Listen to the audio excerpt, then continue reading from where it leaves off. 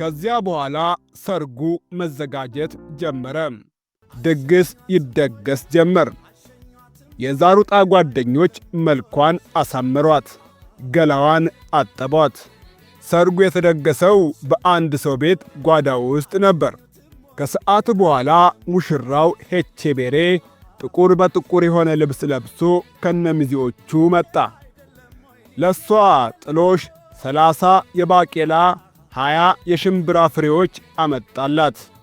ከዚያ ከተጋበዙና ጭፈራው ሁሉ ካዩ በኋላ ሄቼቤሬ ዛሩጣን ይዟት ሊሄድ ተነሳ።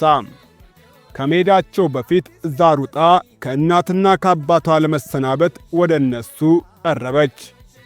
በዚህ ጊዜ በድንገት አንድ የኳኳታ ድምፅ ተሰማ። ሁሉም ደነገጠ። ወዲያው ባለቤቱ ትልቅ ዱላ ይዞ መጣባቸው። ዱላውን ሲያዩ እነ ዛሩጣና ሰርገኞቹ ሁሉ ሸሹ። ዲዲዲዲዲዲዲዲዲ አሉ። ሄቼቤሬና ዛሩጣ በአንድ በኩል ወደ ጫካ ሮጡና አመለጡ። ሁለተኛ ሰው ቤት እየገባን አንሰርቅም፣ ከጫካ ፍራፍሬ እየለቀምን እንበላለን፣ እንኳን ዛሬ ተረፍን አሉ።